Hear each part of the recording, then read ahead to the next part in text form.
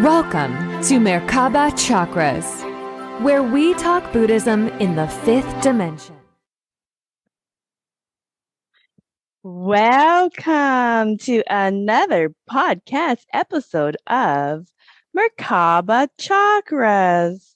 I'm your host, Vaughn Galt, and today we talk to engineer Mr. Dan Winter. Dan Winters spent his life researching how portals work and engineering its technology into a variety of energy healing equipment, sacred geometry architecture, high frequency water purification, and more. So with that, Mr. Dan Winters, welcome to Merkaba Chakras.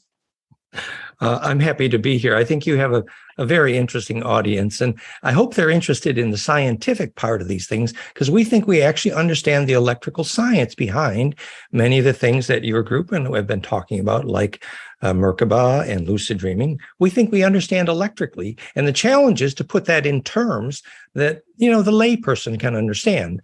Although I'm an electrical engineer with a background as a systems analyst, the challenge obviously is to put this in a way that's actually empowering for people to understand the pure principle. And that's why I'm here. I'm happy to share and happy to meet you. Oh, yes. The audience, I was saying, most of the audience for the Merkaba Chakras Buddhism in the Fifth Dimension podcast is in Asia, India, and Russia. That's where most of them are. But there are many all over the world as well. And they love these topics, and I like the perspective and the evidence that you have been gathering in your lifetime to support much of the material that we discuss. Buddhism is basically science made physical, science understood, and the more scientific approach you get into these concepts of consciousness and metaphysics, the more esoteric they become. So, and we found that a long time ago, but I still love to introduce new ways to understand these metaphysics of our existence within this matrix. Yeah. So, and we keep trying to convince people that physics and electrical engineering can make spirituality even more romantic and richer and more loving. Yes. Well, before we dig into your work, and we do have a couple of sites that is in the show descriptions, you guys. So if you wanted to dive further into the science behind the contents that we talk about, go ahead and explore those links below. So before we dig into your work, can you tell us your story for how you even got into this work in the first place? Because that's not a normal mechanical engineer route to end up in metaphysics, consciousness, and energy healing engineering. Well, I spent 20 or 30 years as an electrical engineer in the family electric motor business. But then at University of Detroit, studying electrical engineering, I kind of got embedded in the psychophysiology, the biofeedback laboratory. So I was actually an electrical engineer building polygraph biofeedback work. I mean, I was fascinated by how you could tell when a college student saw Playboy magazine by measuring the finger GSR skin resistance. So your resistance goes down when you see a pretty girl if you're a college boy, and that's measurable. and so I became interested in the physics of emotion, actually, and we were the first laboratory with Albert X, University of Detroit, to discriminate fear and anger in electrical terms. But then I went to the Gurdjieff School and studied sacred gymnastic, and in West Virginia, Charlestown, called Claymont.org. And I had my first bliss experience and actually began to have intense Kundalini experiences. And then I was rather adopted by Itzhak Ben Bentov, a Stalking the Wild Pendulum book, who is the leading biomechanical engineer describing the physics of Kundalini. And I became, we have a very famous project teaching the physics of Kundalini, goldenmean.info/Kundalini. Incidentally, regarding Buddhism, of course, we did some graduate work on origins of religion. And one of the fun discussions that arose about Buddhism was, the Buddha said, well, you need to eliminate desire. and then yet when we were at the Gurdjieff school, we're with the Sufis, always with the Gurdjieff school. And the Sufi saying was, charge the battery of yearning. In other words, you need to yearn. Well, isn't that desire? Mm-hmm. Actually, Yeah. There's in the material, there are thousands and thousands of scribes from the different Buddhist monastic institutions, and they all have different ways to describe their experiences and the explorations of consciousness. So one thing I always caveat is just because it comes from one monastic school of Buddhism does not mean it covers it all, because everybody's spiritual development and exploration of samsara is going to be a little bit different. And so that's why there's a plethora of teachers and materials. And you can see why they said that. To be attached to the material, the physical, to money, as it were, might be a bit shallow in some ways. On the other hand, later in this conversation, when we get into the science, the electrical engineering of lucid dreaming and biolocation, which actually is about charging the battery of yearning, that it was actually the yearning, the focus on the intent, the will, and literally desire that it put the wind in the direction of the sail of the lucid dream. And we have things to say about the physics of that. So, well, that is a wonderful journey to get into this work. So you kind of started early, like right out of high school, right after you. I was fixing electric motors. I was Sparky the motor whiz, so I was highly electrical. Yeah. Engineers ran in my family. But then, the physics of consciousness, I spent 30 years traveling the world teaching the physics of consciousness on almost every major city in Australia and North America and Europe, actually, the physics of consciousness. And motivating that, my first lecture tours around the world were sponsored by Flower of Life Drunvalo, literally the origin of the Merkaba story. And we have a very specific understanding of the astral hygiene issues behind that story. Mm-hmm. Yes, lots of different teachers that teach the Merkaba, and basically your aura field, which has been touched in many, many religions all over the world from different aspects of how they see sacred geometry. And it's clearly useful. And the point we made, and the article that we mentioned, you have the link there, goldenmean.info/Merkaba.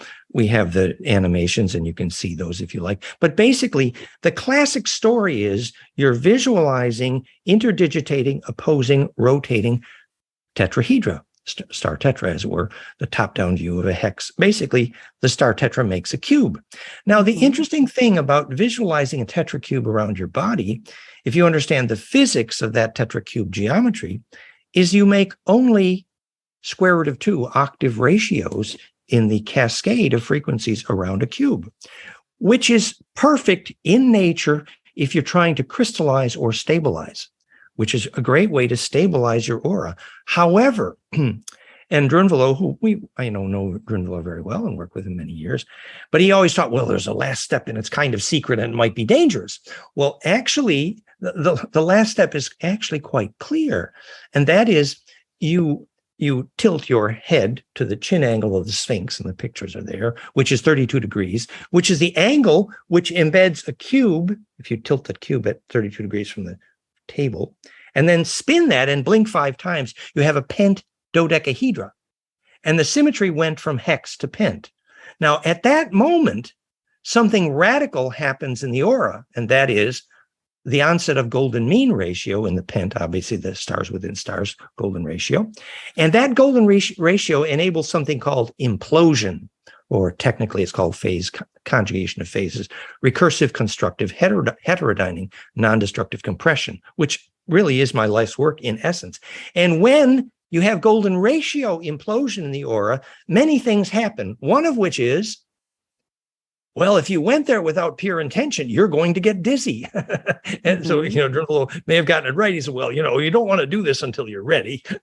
You literally make a turning inside out black hole. You went from hex to pent, and any witch knows the difference between hex and pent, and there's some pretty good physics there. The change from octave ratio to golden ratio implosion means that as your aura implodes, you enable the possibility of converting, the electrical term is transverse EMF, into coherent longitudinal EMF, which is sometimes called scalar or torsional, the implosion wave. And that coherent longitudinal compressional scalar wave propagating is the physics behind lucid dreaming we're about to talk about, that if you made that electric field, you can actually trigger lucid dreaming either by teaching that in the brainwave or by producing it in plasma, which we do with therify.net. Yeah, yeah. It's a bit of a deep subject, but just to make one very simple point here, having traveled the world for many years teaching, we did Flower of Life groups in many countries, that if you only do the tetracubic visualization, the classic Flower of Life, unfortunately, and you never do the pent climax, there's no implosion. And the difficulty is that means the aura is not self-sorting. The self-sorting moment comes when you go from hex to pent. You visualize the pent instead of the hex.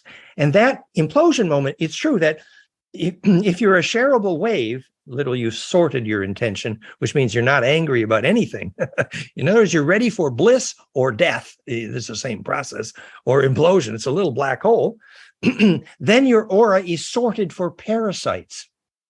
Otherwise, you can actually attract parasites. And that's an introduction to Astral Hygiene 101, which is that if you're stuck in the hex and you never do the pent, unfortunately, your aura can be, a subject for parasitic. And there's many, many stories of people who have parasitic activities. It's called astral parasites, plasma parasites. It's related to the astral hygiene issue of not having the climax event. And that's because that implosive moment from hex to pent creates that burning plasma fire at center. We call it flameinmind.com. We measure it in brainwaves. And that fire at the center of implosion does the sorting. It's called negentropy, self-organization, and that's the title of my book. So I carried on a bit, but you see, there's an astral hygiene lesson behind the Merkaba story, and that's well depicted at that article, goldenmean.info/Merkaba. Right. So in Buddhism, this I'm going to explain it in terms of just basic Buddhism. So you are energy. That's what you are. These are the avatars in which we encompass for this sojourn within samsara. Okay. And lifetime after lifetime, you may change the costume in which your energy field, your aura, your Merkaba, your mandala, your whatever you want to add to your chakras, that whole energy field bubble in which you are will change from experience to experience, from avatar to avatar, from lifetime to lifetime. But the soul is the same, and we can actually track it in semantics that the same person, no matter if you change the costume, will look exactly the same in terms of what the mandala or what the Merkaba looks like. The difference is that as you raise your consciousness and your frequency higher and higher into the higher dimensions, and connect more to the source and more to light, your Merkaba will get more information, get more energy, and as such is healing not only to yourself but to the matrix itself. Okay, and so that's how what's a shareable wave, because when you are positive and you don't have any negativity and you worked on that healing, and your energy field is basically clean of any kind of negativity, impurities, lower vibrations, like the map of consciousness from Dr. Hawkins talk about. Basically, it is a pure bulb of you. What we are is we're aura fields. We are orbs. Yes. Okay, you're a pure orb, and that has an energy signature that affects the greater whole. And in another way to say is you're a shareable wave, because they can feel your energy. Okay. Yes. So that in short is, for those who are going, Vaughn, I completely got lost of the explanation. I'm like, that's basically it. Okay. So work on your consciousness and your energy field, and you will affect the whole positively. It's beautifully put. It's beautifully put. Our friend Shelley runs the shareablewave.com because she works with us on all of this. And we totally agree with that. But I would just make one minor little suggestion. Mm-hmm. Supposing you could say that in a physics class with physics definitions, then governments and universities could make decisions based on measuring what is a soul. But maybe you'd have to be able to measure it. Maybe you'd actually have to know the physics of what you mean when you say soul. And then governments could make decisions based on bliss. Oh my goodness. So yeah, let's go to some of that. We have been on that task for 30 years. And by the way, we absolutely believe we have that answer. And here is that answer. That first of all, when you said you're an energy field, more specifically, you are made of plasma, cold atmospheric plasma, which is 99.999% of the universe, which is basically a bubble made of charge, which agrees absolutely with what you're saying. But then if you make that plasma implode and become negentropic, there's a frequency signature you can read about at therify.net, which is basically two pine cones kissing noses implosively in the plasma. And doing that with cold plasma, we are doing rejuvenation commercially in 25 countries all over the world with great success, therify.net. Now, but on to the question of what is a soul? Ooh. We are about to talk about what it is to lucid dream in the view of myself, an electrical engineer.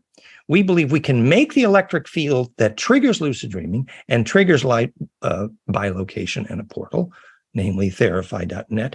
And we believe further that we can measure electrically the moment when that happens in the brainwaves.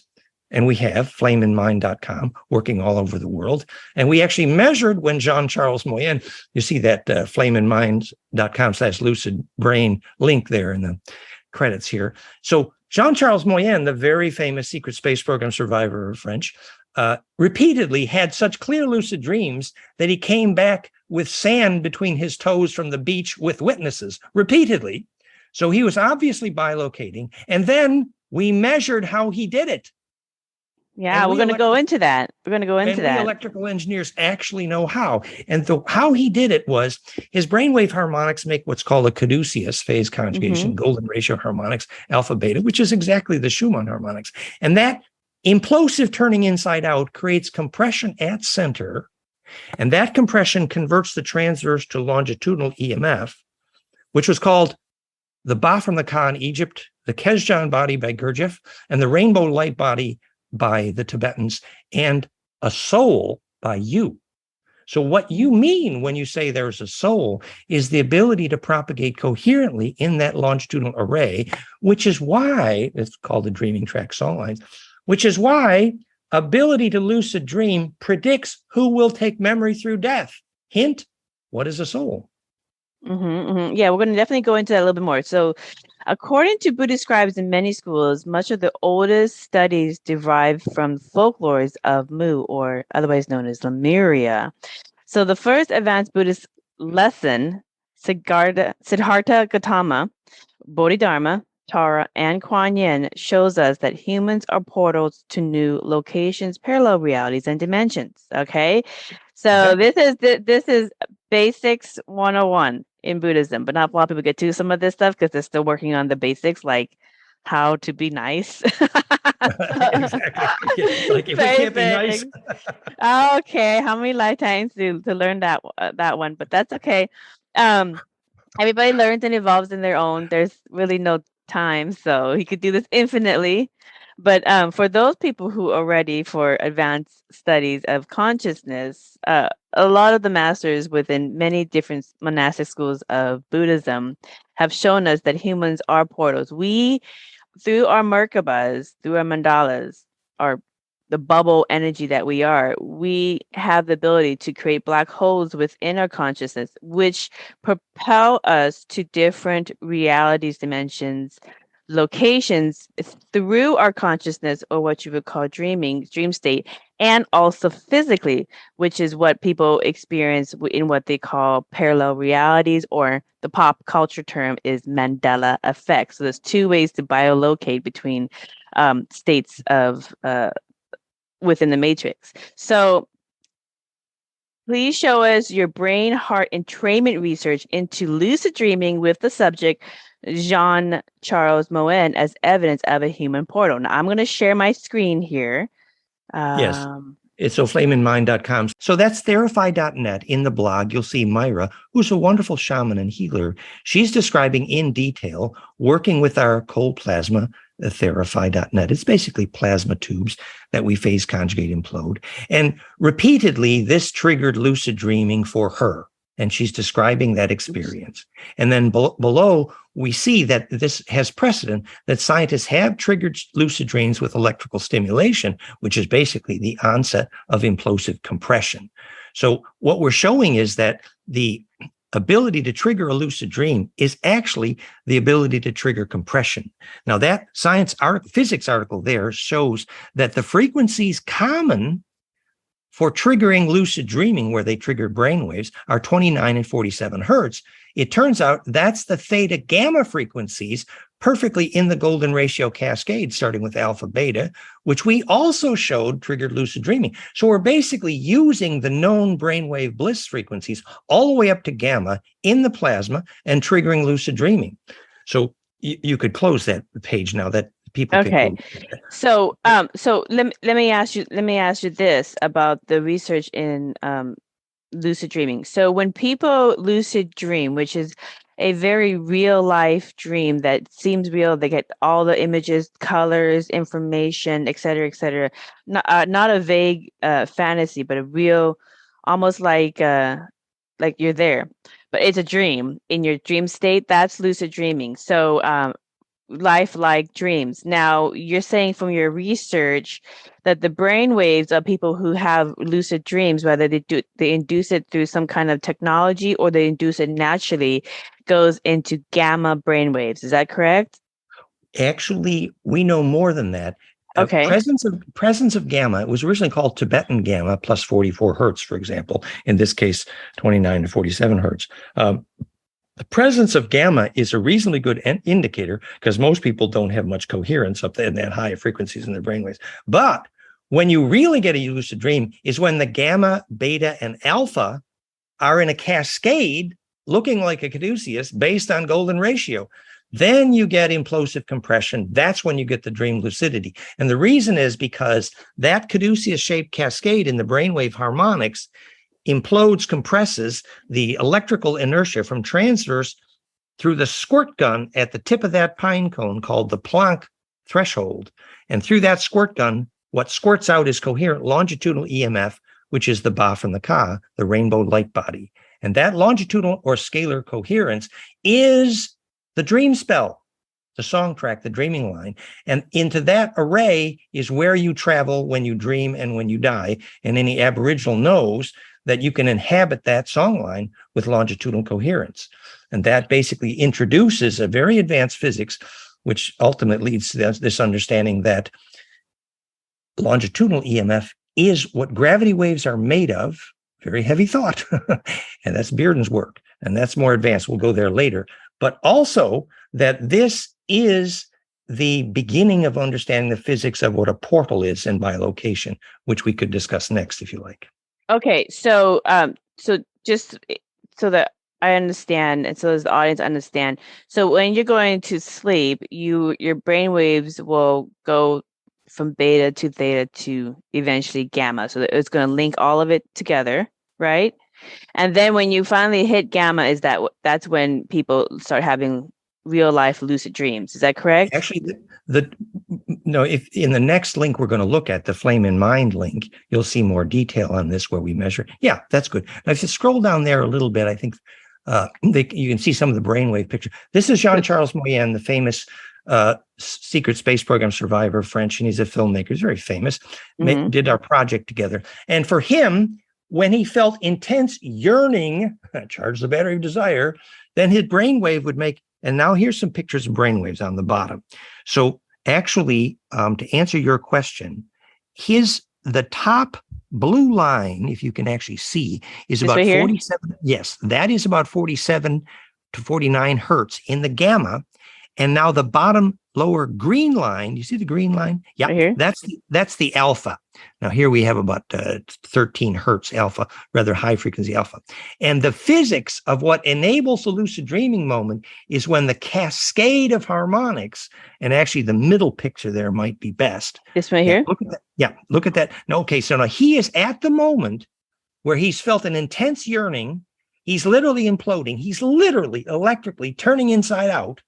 And that charge implosion is triggered by that cascade, which is intense yearning, which actually is how we teach bliss in brainwave science, called a flameinmind.com. Mm-hmm. But now that cascade, if you look now, stay with that same picture in the center, the pink lines are octave harmonics in his brainwaves. Mm-hmm. And the blue lines are golden ratio harmonics in his brainwaves. Mm-hmm. So literally the pink lines, that's the Merkaba, that's the tetracube in his brainwaves, octave harmonics, okay? But the blue lines are pent harmonics. That's the pent implosion. That's the climax step. And when you can do both, you get a cascade that looks like a caduceus in the brainwaves. And there may be other pictures, I don't know if you scroll down, Right. where you can actually see in the geometry of the Schumann harmonics that the brain is actually doing the Schumann harmonics. Yeah, maybe if you actually just went back to flameinmind.com here now. This is flameinmind.com. Yeah, and then delete Lucid Brain there and just go to the Flame in Mind link. Yeah, just delete the Lucid Brain part of that. Yeah, and at flameinmind.com, you will see the actual harmonics of the Schumann cascade from 7.29 to 14 hertz. Yeah, now just go to that link and scroll down a little bit there slowly. Yeah. So this is the home page of our Brainwave for Bliss. And this is, and you can see here. Yeah, this is a picture showing the recording of the infrasound of Jean-Charles' heart, which is in red, versus the infrasound of his brain, which is in white. And the low frequencies of the brain heart are literally imploding.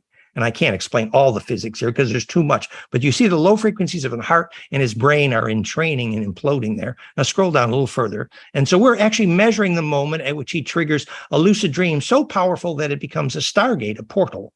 Maybe scroll down a little further now. There's a lot. These are the films of this happening here. Mm-hmm. And that's the same picture we just looked at. I wanted to see if the picture of this is where we are teaching young people to see without their eyes, which is a very common phenomenon. We can measure it and we can teach it. And the brainwave harmonics, you see the pink and blue are the same issue. You make that golden ratio versus octave cascade in the brainwave harmonics, and you see the frequencies are actually labeled there. And so she didn't quite make the gamma. Look at her up in gamma 40. Oh, she's got a 45 hertz. No. And so she does have that gamma. She is of all our flameinmind.com/outer vision. And that's the link there. All the young people we're teaching to see without their eyes. She's the best at it. She can play Rubik's Cube while blindfolded because she can see without her eyes. And all of the kids say the same thing. Oh, I saw a plasma vortex, a tunnel appear inside my head. And I look through it and I can see. And we know why that plasma vortex occurs. It's called the physics of consciousness is what that plasma vortex is. And that's why you can go outside your body.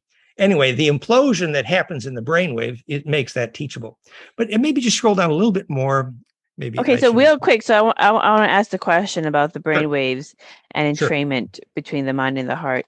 So when people go into lucid dreaming, whether they induce it naturally through sleeping or they do it through the technology or through meditation will also get you into those high brainwave frequencies.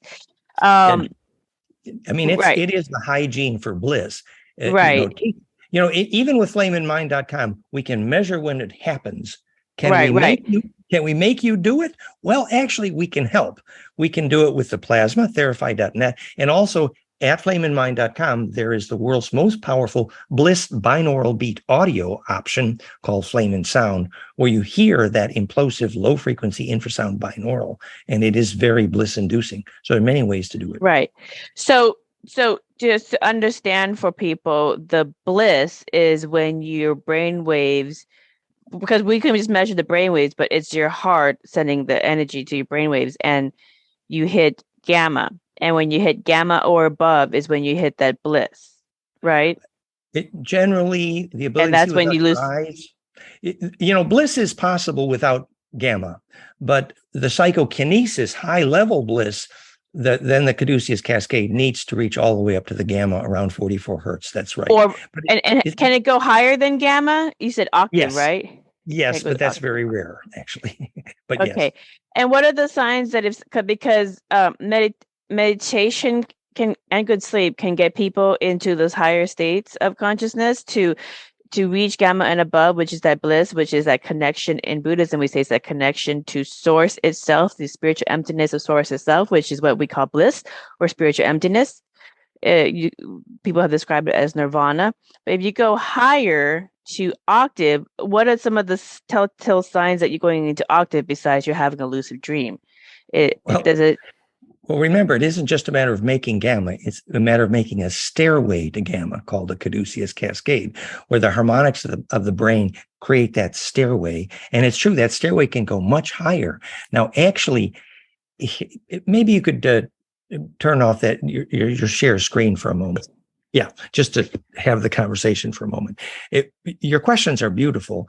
You know, the hygiene to make bliss is obviously a very complicated question. Diet has to do with environment. It's also much more likely at sunrise and sunset. And we know exactly the physics is because of phase conjugation, actually.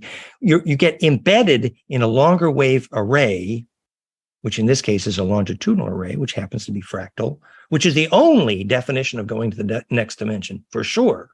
Going to the next dimension only means the ability to embed coherently in a longer wave array, which is the physics of lucid dreaming and taking memory through death, obviously. And it is indicated by the increase in the number of harmonics, but they must be in a cascade in the brainwaves. And it is sometimes called the next density, which is actually an appropriate term because, in fact, as the plasma gets more dense at the center, the presence of the additional harmonics can implode coherently and couple with that longer wave, which is why the infrasound is actually an indicator connecting the heart to the brain. But what I would say is that actually the presence of those high frequencies in the brainwaves is not in itself success. That's only an indicator of your ability to embed in a larger array, because at the climax moment, obviously, you don't need your body. Because in a sense, as any Buddhist would, well, you are that plasma field. Well, that's what the soul is, the ability to be coherent in that array. And here's a little indicator of that. We now know the physics of why during bliss you don't need or want to breathe. The breathing is only a phase conjugate pump wave, actually, which enables the compression, which enables you to inhabit a longitudinal array, which is called consciousness. And but when the high frequencies are present, it's literally, I mean, you're like a phase conjugate mirror. The reason you don't need to breathe is because you don't need to pump the low frequencies anymore. The inertia has become implosive.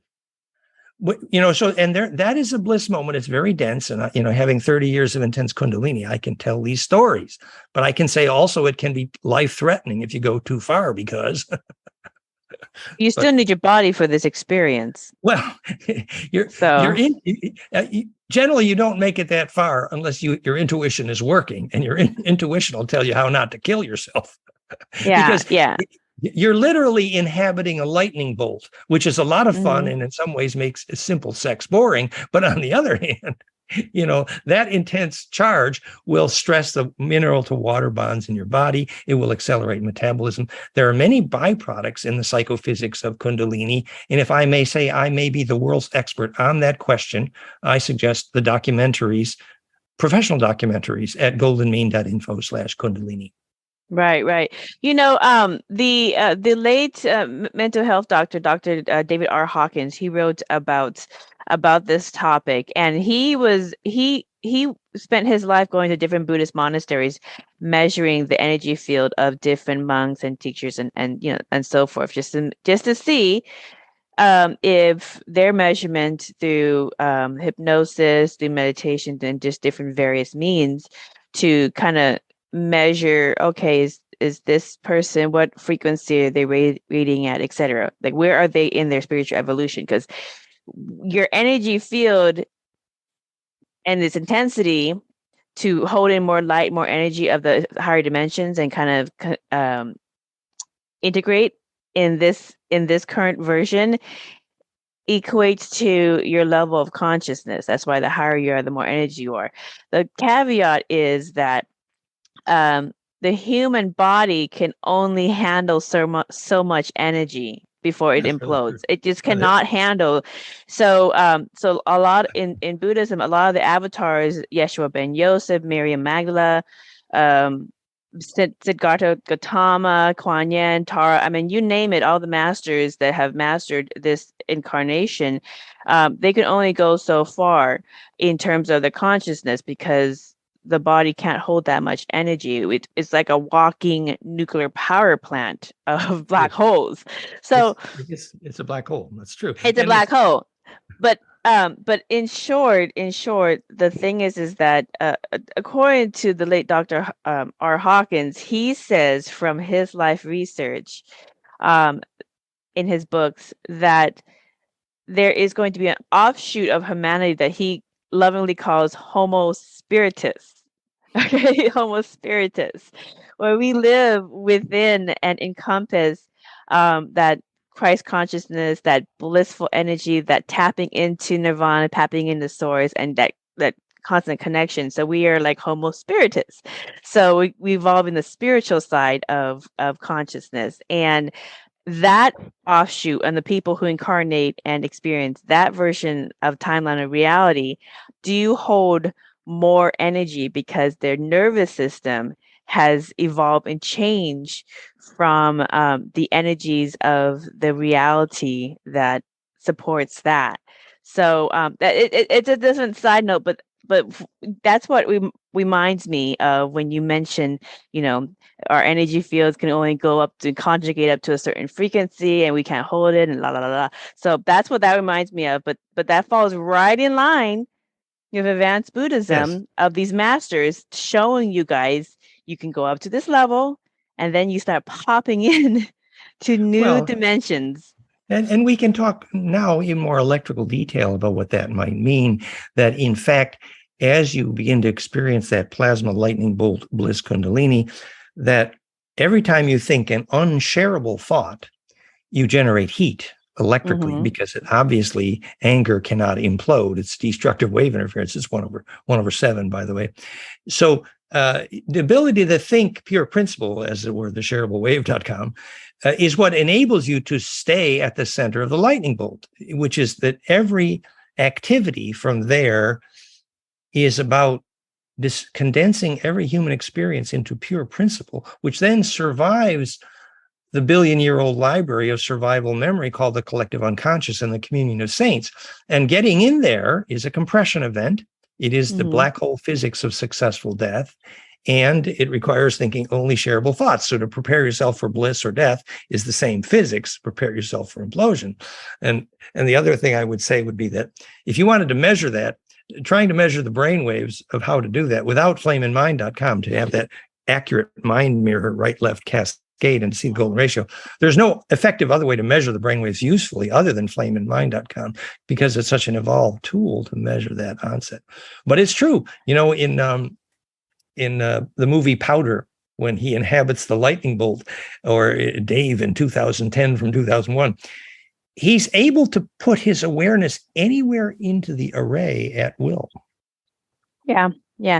Okay, so we're going to go, because I found there were some advanced Buddhist lessons in a lot of the materials that you discussed on a scientific aspect of it. So the advanced Buddhism lesson number 2, okay, the spiritual six senses reside in people who attain and maintain bigger aural frequencies like energy fields, Merkaba, mandalas, etc.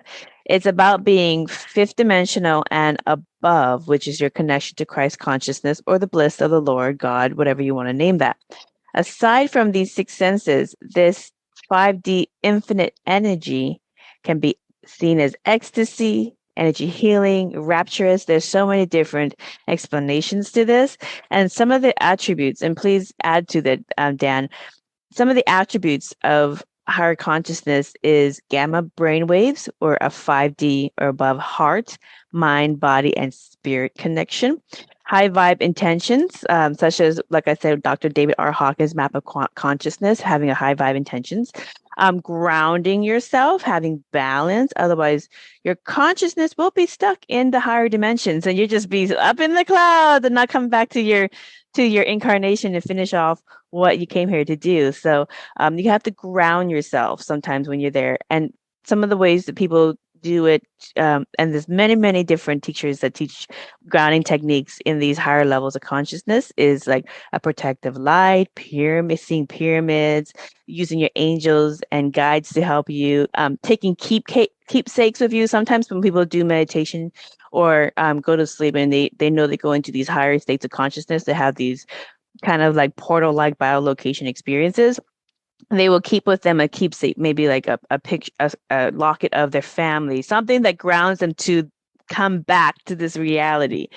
And then, of course, to forgive and let go of attachments, because releasing that negative karma, which is basically dense energy unresolved, and those attachments will keep your energy down. So it's all about healing. And the more you heal and the more you learn, the higher your frequency and energy, which you naturally came into.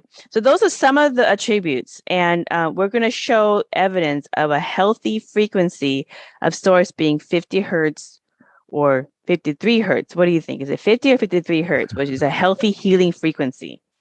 Well, very appropriate. And that brings up the issue. I think everything you just said is really quite useful and even beautiful. I would, however, comment that if one could describe some of these things electrically, then the conversation would be more shareable. For example, when you said 5D, no scientist has a clue what you meant. However, now we do know it means the number of superposed spin symmetry axes that can embed as measurable by the cascade of harmonics. Yeah. Is it on one of these sites that supports that 50 hertz or 53 hertz healing frequency? Well, no. Yes. That's at flameinmind.com/life force. You'll see that entire story. And let me summarize. But I just want to say one more thing about the previous conversation. When you describe grounding, I emphasize and agree totally with that importance. But again, I would describe it electrically, that when you say access to ground, what you mean is the access to the fractality of perfected charge distribution, which is the definition of grounding for electricians and psychologists. And in that regard, the book Earthing is a perfect example. And even when people come out of our plasma fire, therify.com, in bliss, often, grounding is step number one. And what that does is gives you access to charge distribution with respect to embedding in the earth around you. And that does lead up to your next question, which is very beautiful, about the 50 versus 53 hertz question. So let me tell you a short story about that, if I may, from flameinmind.com/life force, where you'll see all the pictures of this. And here's the short story. It turns out that 50 hertz is the most common frequency mentioned in all cancer healing research literature. I have done the research. And it turns out we actually know why. And I'm the only one that discovered that, which is that is exactly golden ratio exponent of Planck, called phase conjugation, the origin of negentropy, which is the title of my book. So if you take Planck, length and time, times integer exponents of golden ratio and make a caduceus, you land exactly, 49.99 hertz on 50 hertz. Yep. And in a 50 hertz environment, it's the most common frequency to heal cancer, including pre-urinary therapy.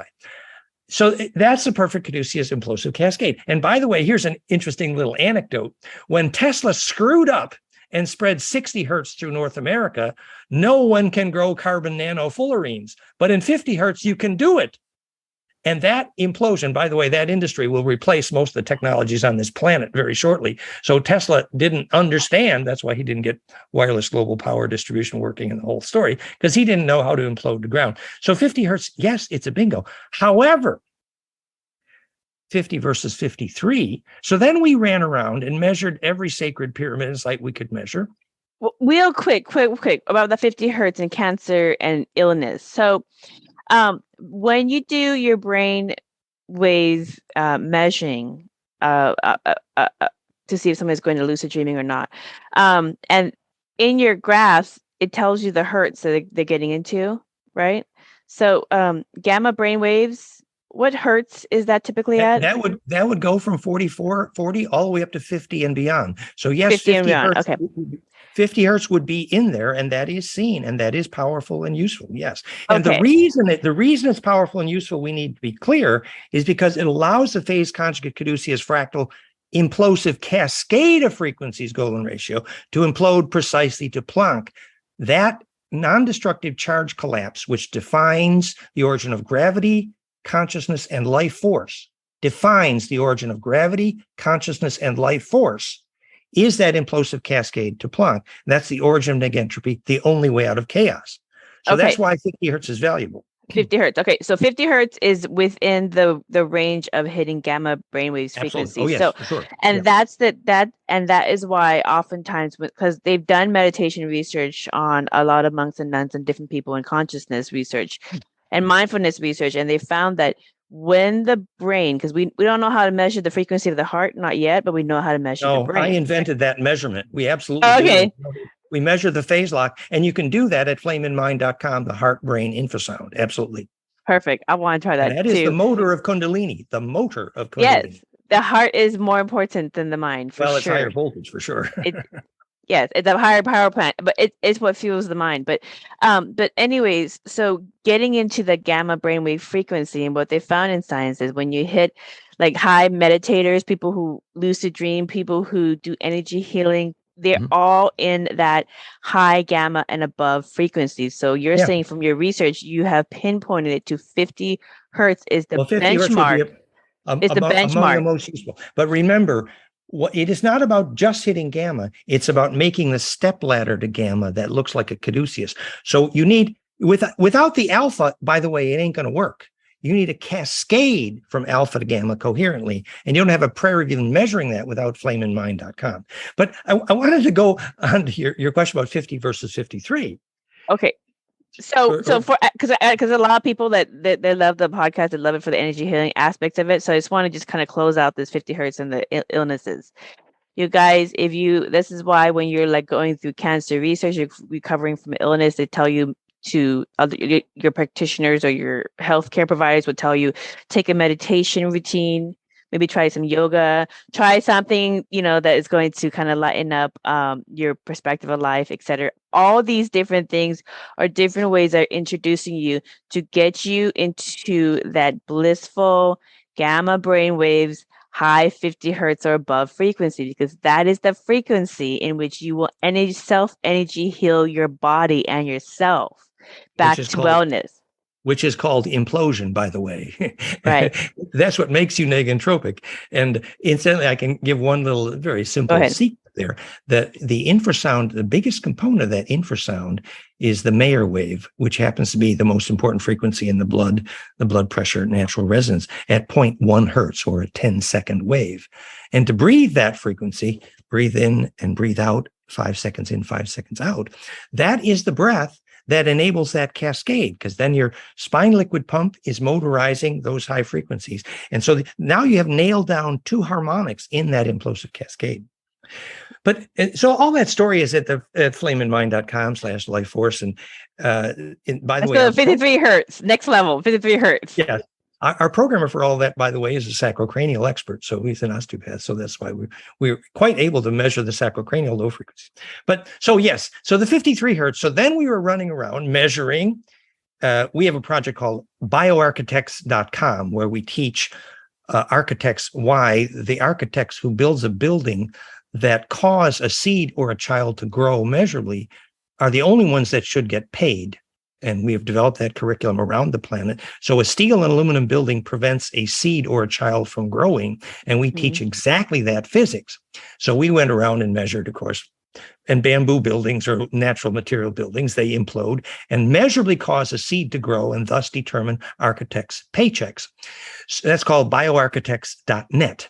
So anyway, we're measuring all these buildings, and Patrick, our programmer, went over to Sam's Bosnian pyramid and here and elsewhere, and he got 53 hertz just about everywhere. On the magnetic line where I'm sitting in the Bosnian pyramid, all these sacred sites were getting 53 hertz. And we're scratching our heads. We're saying, shouldn't it be 50? Because the definition of a sacred site is the charge implosion distribution, where Korotkov actually measured where Kogis are able to make phone calls to ancestors. He called it fractal air. It's literally a node in the Dodecaecosa Earth grid, a longitudinal node, enables telepathy measurably. It enables reduced nuclear critical mass measurably, and it enables phone calls to God. So at those nodes, we kept measuring 53 hertz. And Okay. then we actually figured out why. And this again, flameinmind.com/lifeforce, all the pictures. Simple answer. The actual Schumann harmonics is 7.83 hertz dominant. Yeah. But the Schumann harmonic cascade, which is the physics of why Earth, Gaia, is negentropic, proven biologically, self-organizing. The reason is because that cascade is implosive and tuned to Planck. However, if you take Planck times golden ratio harmonics, you come to 7.29 hertz and not 7.83. But otherwise, the Schumann harmonics are a cascade that's almost, but not quite, perfectly phase conjugate fractal to Planck. Okay, so let me explain that. Let me explain that for people. Let me just finish that story. Okay. So I'm explaining this to electrical engineers in case you'd actually like to know the science. The science is that when you take 7.29 hertz and keep going with golden ratio, you get to 50, which is the theoretical perfect. But however, the actual Schumann, with the wavelength of the speed of light divided into the circumference of the Earth, like ringing like a bell, the actual 7.83 hertz. And if you multiply golden ratio times that, you get 53 hertz. So that ratio between 50 and 53 hertz is the actual ratio between 7.29 and 7.83 hertz, the real Schumann harmonic. And we prove that because now if you keep that cascade going, Sam in Bosnia couldn't figure out he goes to the top of his pyramid. He's always measuring 28 kilohertz. Turns out you keep going by golden ratio and you get to 27.9 thousand hertz, literally predicting the high frequencies present also. So we know for sure why 53 hertz is present at sacred sites, because the Schumann harmonics have been adjusted to phase conjugate implode to Planck. Okay, so I'm going to explain this to the audience who is not so engineer minded, or they're like, okay, can you explain this to me, Vaughn? So and maybe you can fill this in as well, John, Dan. So in 2012 BCE, that in the Buddhist era calendar is 2555, which is the beginning of the new about 26,000 year cycle for Earth's consciousness. Okay. And advanced Buddhism lesson number 3, everything is conscious and fractal aspects within God, or the one Buddha's universal consciousness. So physicality is just condensed energy to create form for the sojourn's spiritual evolution and joy's engagement within its own creations. Therefore, Earth is a living being, as are all of us and everything else within consciousness. They're all living. They're just, even your table and your chair that I'm sitting on is a living being and is conscious. It's just vibrating at a different density and frequency to hold that shape and form and have that experience. So, the concept of reincarnation, was I a rock? Was I a lion? Was I was I whatever? Yeah, you were all of that because you've had all those experiences within creation to experience all the different things that are created within creation. So anyways, the reason why I bring that up is many people believe that the last closing of the cycle, because a lot of Buddhist monasteries did, as well as a lot of indigenous tribes like chiefs of Easter Island, chiefs of Native American, Mayans, et cetera, all at the same time, around about 2012, we did the awakening ceremonies to close and acknowledge the close of a cycle of Earth and welcome her new higher energy cycle. We thought, and I thought as well, that she has reached that 53 hertz or 7.83 hertz frequency of higher dimensional consciousness. But you're saying from your research that she hasn't quite hit that yet. She's working her way up to that. Is that correct? Well, I'm saying that Enki, the guy you call Thoth Hermes, when he designed the embeddability of the Earth orbit, golden ratio to the Venus orbit, implosively, to create life, that they got as close as they could to pure phase conjugation to Planck to make life. So the Schumann harmonics are so wonderfully close to pure phase conjugation to Planck, 7.83 and 7.29. So they're beautiful. The Earth is very close to being perfectly negentropic, which is a fabulous miracle, no question. But let me say a little bit more about the epoch of time, then, if I may. Yeah. Okay, so first of all, I'm under the impression that we hit it, though, or that Well, she's really close to hitting she's that very close. benchmark. Because see, Very close, yeah. here's the thing that we know we could have a rapture on our hands. we could talk about that in just a minute. So just so understanding about the ley lines and the earth grids. Okay, the earth herself is a Merkaba. She's a bubble energy as well. And just like in all Merkabas, all bubble energy beings like us and her avatar is a planet. Okay. So but anyways, the advanced Buddhist concept of Merkabas and mandalas, when we talk about planetary consciousness, which is even bigger than all of our individual consciousness, we're just riding the wave with her.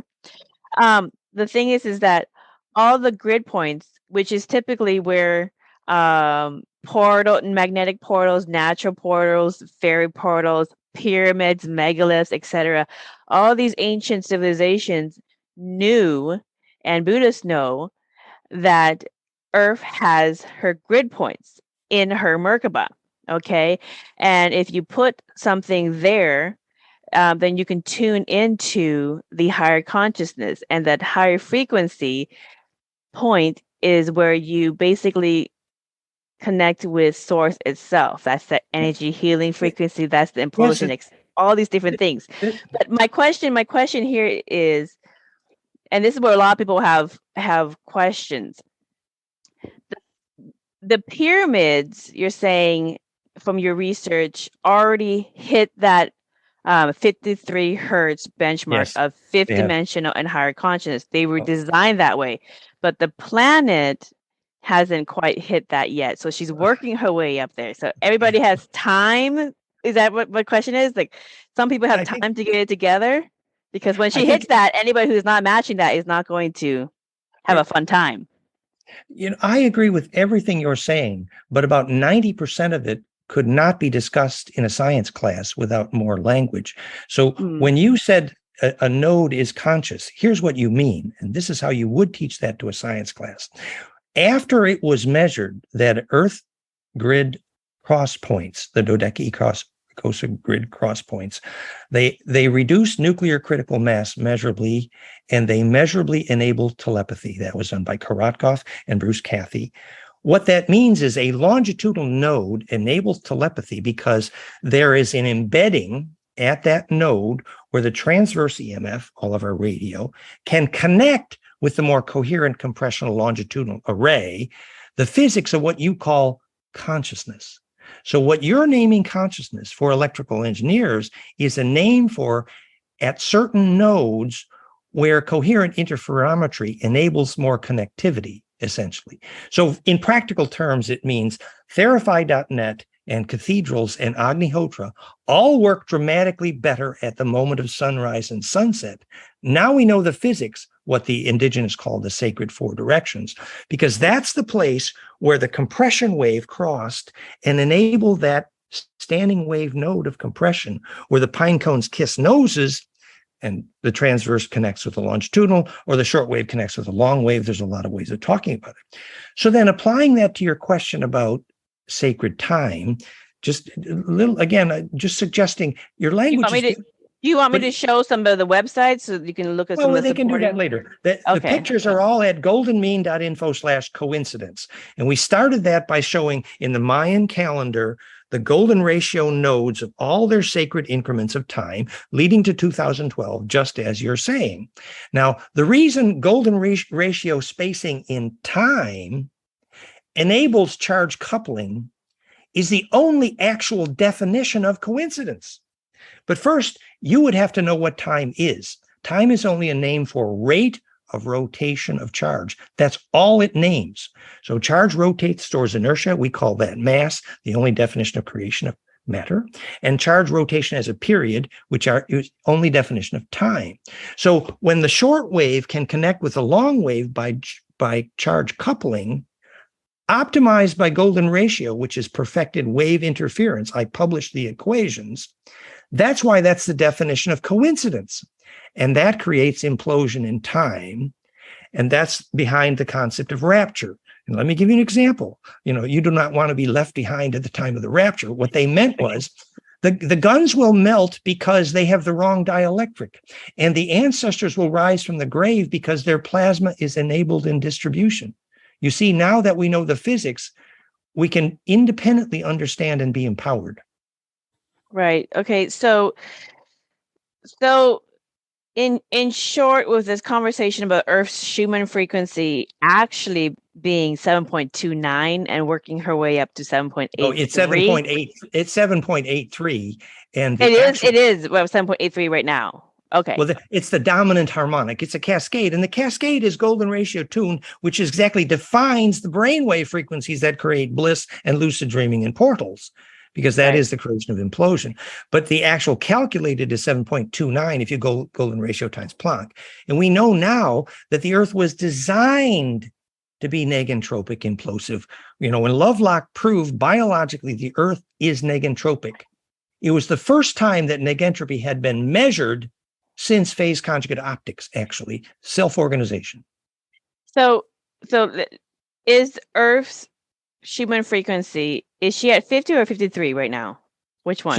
The 53 is the dominant. 7.83 cascades up to 53. The other harmonics are 30, etc. Okay. And they're golden ratio tuned, and they're very close to pure phase conjugate negentropy. Okay, but she's not quite there yet, but she's very close. No. Okay. Yeah. Okay, because that's what people want. That's what people want to know. For some people, because this concept has been talked about in a lot of traditions, Buddhism, Hinduism. You've been talking about in the Bible as what they call the rapture. A lot of modern mystics call it the new earth. In Buddhism, the golden age. Whatever names, they're all talking about the same thing. There's nothing new that's being talked about. Okay, something new is to use electrical engineering to talk about it. That's a new way. That's wonderful to provide and the electrical engineering science how behind to do that. It's inhabiting a longitudinal EMF coherent array. That's what it is. Okay, so in closing out, the Earth is close to 53 hertz or reaching her peak medium. So she's close to matching up with those pyramids all over the Earth, like the Bosnian pyramid, for example, to reaching it, or the pyramids. All the pyramids are at dodecacosa nodes. That's well known, as well as the cathedrals. So they were already designed to. They're reach already that, there, right? Because the original design of those pyramids was global wireless power distribution, which worked at the time. Here's my question for you with that. Okay, this is where I'm going with that. So all of the pyramids and megaliths were designed and built at that 53 hertz new Earth. Dodecacosa nodes, and they were all tuned pretty close. Yes. 5D plus blissful connection to Christ. Inclusive. Yes. Right. Or when in Buddhism, blissful connection to source code, God, consciousness, whatever. So anyways, the pyramids and everything else are already set there. Now, when Earth herself hits that frequency all over, what happens to those megaliths and pyramids that are already, because now they're matching in frequency? What happens? What do you think is going to happen?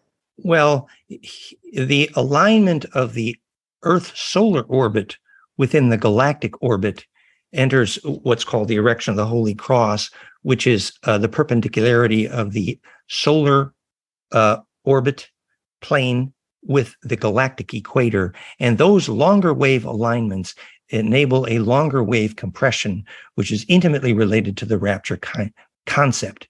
And that enables inhabiting a longer array.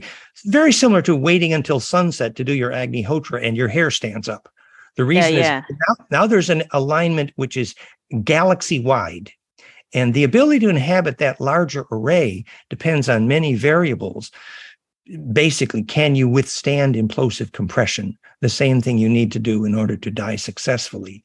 And the ability to inhabit that larger array is well indicated by ability to lucid dream. Absolutely. All right. So let's go into the next topic that kind of leads this topic of ascension via consciousness leads to, which is about ascension. Yes. It is about ascension, because ascension is basically raising your frequency to fifth dimensional and higher consciousness, which is that embedding a longer wave. Yes. Right. I don't quite have the engineering terms memorized yet, but we talk about the same thing. So let's go into advanced Buddhist lesson number 4. Okay, Planck time. So Planck time is relative to its dimension. The higher the energy field of the aura of the being's consciousness, the faster its spin, which translates to a time jumping, which is moving into higher versions of parallel realities and into higher dimensions. The higher the dimension, the less solid the form, the faster time moves, and the younger and more vibrant the people and the environment, the more colors, etc. So now that the Earth is raising her frequency up to that 5D, 53 hertz to match all the pyramids around the world, that's gonna be interesting just to see this bing, all the lights, the light show. That's what I'm envisioning as a light show, all over the place. But what are some things that you suggest we can do to tune up to the Merkaba aura field of the Earth when she hits that frequency? I think you talk about oral hygiene as a technique that you use Astral to hygiene, yeah. Well, astral hygiene. Remember, Planck time is well defined.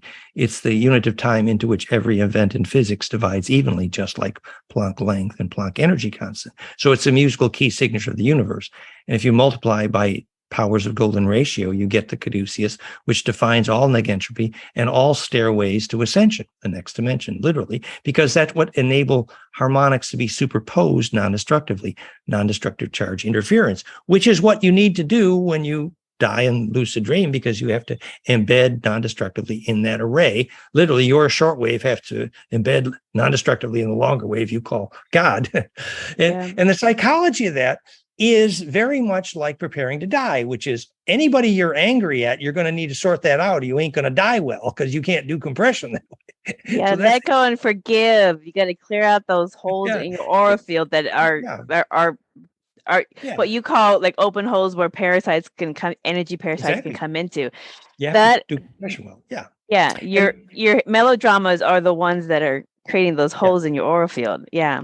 And the other thing I would say, however, is that every indigenous person who ever lucid dreamed and phoned their ancestors and lived to be 1,000 years old, and many have, not one of them did it in a metal building in a city with electrosmog. Not one of them.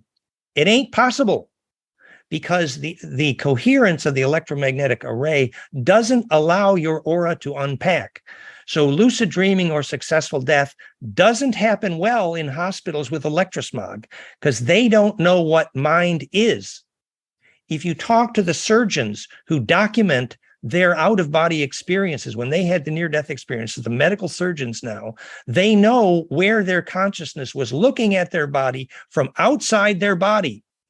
And the physics of consciousness is you cannot see yourself from inside an aluminum box like most buildings, because your aura can't propagate. That's why the children's souls die in steel and aluminum school buildings filled with electrosmog and bad air. Because if your aura cannot unpack, none of what we're talking about is possible. Yeah. I really do like a nature school. So a school that I want to open a nature school. And I really do like the suburban and also island living, the country Wi-Fi, living. The Wi-Fi, the 5D, the electrosmog, this is destroying the souls of our children, and the attention span is crashing. But now that we know what attention is, we might be able to create attention in children. We know that if you take out the fluorescent light and put in sunlight, you can measure a dramatic increase in attention span. The physics is the solar harmonics are implosive, which creates attention. So obviously, Wi-Fi and electrosmog will, and the steel aluminum building, and your children's soul cannot grow. It's very simple. So Stairway to Heaven, the song Stairway to Heaven, or like the Bible verse Stairway to Heaven, like the angels crossed on different stairways up and down from the spirit world down to the earth, up and down. So in scientific terms, I know what in Buddhism we would call it like raising your frequency, raising your consciousness, ascending your energy field up and down. The higher up you go to the spirit world, the lower you come down, you come back down into the physical world. That's how our explanation is. What is the scientific explanation of the Stairway to Heaven? I showed you very specifically the only real physics of Stairway to Heaven. It was that middle picture, alpha, gamma, blue peaks and red peaks. That is literally a stairway to heaven. And by the way, exactly on that ladder is the low frequencies of the heart, HRV, and the breath. That is a stairway to heaven. This is the original Merkaba page. This is a tetrahedral fire breath animations, talks about that astral hygiene. But the point is the stairway to heaven, the pictures of the stairway to heaven are at flameinmind.com. Yeah. If you scroll down, you see the Schumann cascade. Yeah. Okay. There's a stairway to heaven on the left. See on the left there, 5 golden ratio harmonics. That's me having bliss in the morning. And you see the blue peaks there? Mm-hmm. And that's actually in phase with my heart. Okay. So that is 5 golden ratio harmonics in the brainwaves. And by the way, in that cascade, I had great bliss, and I didn't quite make it to gamma right there. I had great bliss experience, but I didn't make it to lucid dreaming, by the way, in that one either. But that's a stairway to heaven, quite literally. So we know what it is. We know how to measure it, and it's not subjective, and it's more than poetry. It's good physics. And so here's where outer vision, etc. So and if somebody wanted to, Dan, if somebody wanted to get the brainwaves measured, flameinmind.com. So what happens? So they just email flameinmind.com or do you see on the right? Scroll up just a little bit now. Scroll up just a little bit. No, see that? No, you scroll back down. I should be operating here. Do you see on the right here in this picture on the right is something that looks like sunglasses? Yeah. Okay. You put that on. It's a Muse headset. And it communicates with your iPhone, iPad, and then you get a picture like the ones above of the stairway to heaven in your brainwaves. And if you hook up a heart sensor, you can measure your heart. A chest strap connects also. So that's flameinmind.com.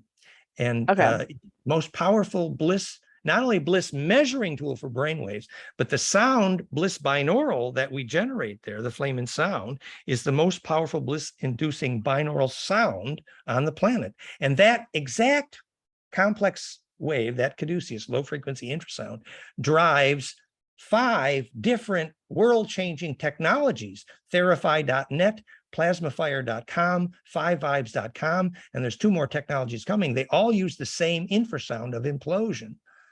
And it's super powerful. Yeah. So get a Muse headset and then link it to your computer or your iPhone or whatever. The instructions are at the top of flameinmind.com. Okay. So I'll put that in the show link. So if somebody wants to actually measure, are they on the stairway to heaven? Hello. There it is. Yeah. And by the way, if your house happens to be where magnetic line crosses, then the lower frequencies can enable that cascade. Yeah. I happen to live on a grid point. Well, good work. Yeah, it just happened naturally. I think, and this is my hypothesis, Dan, I think people who enjoy living in the higher frequencies and trying to maintain those higher frequencies, they naturally gravitate to where the grid points are. So they buy real estate. And if you're into real estate, like I am, the homes that are in good communities and that are typically very high value are typically on those grid points. Yeah, as every labyrinth and cathedral was. Right? Yeah, we prosper on the grid points, but I think we do it naturally, intuitively. So, true. But besides that, so let's go into advanced Buddhism number 5, portals, dimensions, and realms. Now we're going to talk about this. I love this topic. So, which portals, dimensions, and realms, they are its own beings, having guards protecting it from the intruders of questionable intentions. So these are angels, guides, lion heads. That's why lions playing with the 5D flower of life energy balls who guard the gates at every ancient temple that you've seen, whether it's in Egyptian, whether you've seen it in China, Asia. ancient temples in the water. You always see the lion, or you see they're holding that ball is an energy ball. It's the flower of life. It's a Merkaba. You are a flower of life. I mean, there's so many different ways in which we can see it. But anyways, that's typically the iconography of what the lions and the balls that they're playing with in front of the gates, and they're always in front of the gates. And so that is a signal of guarding the portals and dimensions and realms. And the only way to enter is to be at that high frequency, at that fifth dimension or higher, 53 or 50 hertz consciousness. So worldwide, there's already established pyramids and megaliths marking the portals. However, many of my viewers use dowsing rods in their hikes to locate Earth's many nature portals on these ley lines. So here are some of the guides, you guys, because I know you guys do this too. And you listen to the podcast and you go and you try these exercises. So please be mindful and cautionary about suspicious people and do not get lost. Okay. When you're doing these metaphysical pursuits, meditate to get into fifth dimensional energy field or gamma brainwaves are also a way to do that, is to just make a list of gratitude. When people are in gratitude, they've already scientifically proven that you naturally go into gamma brainwaves. It's like a meditation. So get into those gamma brain. You got to connect to source, people. You got to connect to source if you want to get into this higher level of consciousness to have those higher experiences. Bring bottled water with you, and so that you don't get dehydrated, and a token to ground yourself, such as a keepsake, because sometimes you can go in there and you can be in those dimensions. If you do find that grid point, and you think it's only an hour, but you might have been gone for 10, and people are looking for you. Okay, so ground yourself so you can come back to your life. And then here, I want to tell you, Dan, some of the experiences that my clients report back to me, and some of my audience viewers report back to me when they try these portal exercises to find grid points in their natural environment. So I've had a gal said, Vaughn, I did the exercise. I found this really ancient old tree. It totally steered me off of the beaten path. I went away. I found this ancient tree, and I sat and meditated on this tree, and this tree talked to me. And I had a great conversation about the tree. And then I had to get up to leave. I walked the normal way, came back to this tree, did it again, tried to go back to the car, came back to this tree. And so then she basically communicated with the tree and said, I enjoy your company. I will come back. Don't worry about you, my friend, but I do need to go home. My family is going to be worried about me. And so is my roommate. And so then she got up, walked back to the car, was able to go to the car. But she said she literally was stuck in this loop back to the tree over and over and over again, couldn't get back. It was like, why am I back at this tree? So that's one of the experiences. I had another experience where a client, an audience member, reported back, I did the portal exercise. I used the dowsing rods, the meditation, and when I was sitting there at the spot where there was supposedly a energy grid, I heard Bigfoot's growl. I'm in the Pacific Northwest, and they heard Bigfoot's growl in the near distance, and it scared him. So he shook him out of his meditation. He got up and ran to the car. Okay, so when you're in these higher energies and you're sitting and you're finding one of these portals in nature, you're going to have some extraordinary experiences, and that's just a couple. I've had some people say they've seen like UFOs just pop up. I've had some people say that they find these spots and randomly there's nobody around, but all of a sudden there's somebody walking around, and it kind of scares them because of suspicious people, So as these physical pursuits to find natural nature portals and grid lines pursue with people, what are your advice for what they can expect and to do it safely? Yes, well, I think people should learn a little bit about the electrical physics of what a portal is. Maybe not time now, but the film I made with Elena Denon on the physics of portals and stargates went viral. But in brief, it is when those harmonics implode and enable that compression, what is squirted out the center of the pine cone of compression through Planck is the longitudinal interferometry plasma projection. And that is the portal, that is the Stargate.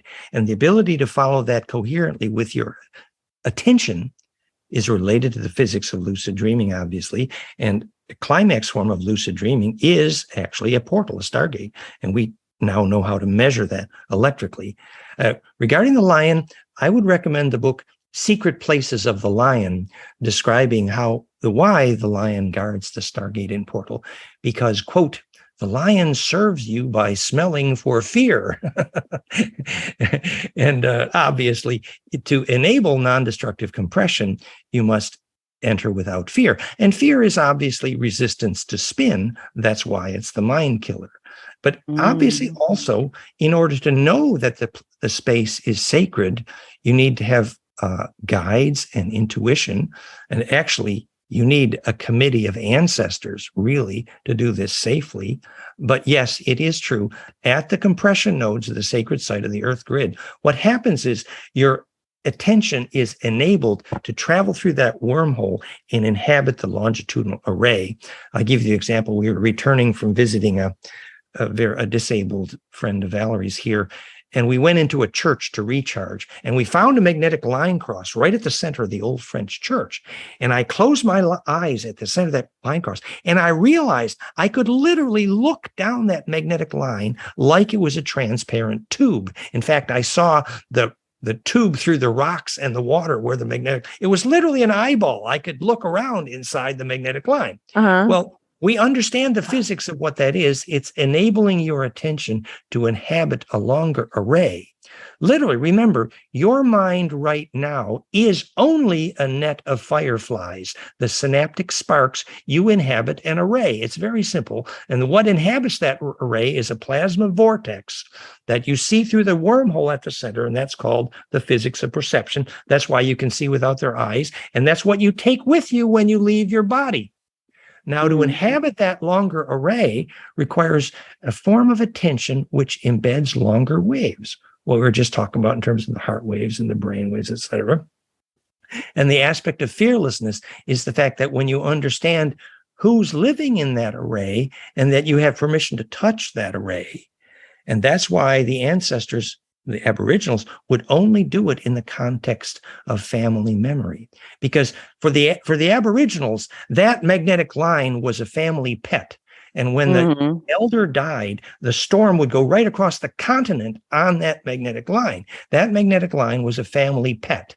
And you dreamed and you did the song at each node to pet the family snake, literally. And this created a safe space in the magnetic line. And so if you return to your ancestral memory, you can inhabit the magnetic line fearlessly. Right. And the thing about the snake, I just want to mention about the snake, because I know in some Western spiritual or religious traditions, the snake is like the devil or bad or whatever. But in a lot of Eastern metaphysics of Buddhism, Hinduism, etc., the snake is like the Kundalini snake. Okay, Yes. it's just the energy. It's the way the energy moves. Okay, energy doesn't move in a straight line. It moves kind of wavy, and Aboriginals then called it the rainbow serpent.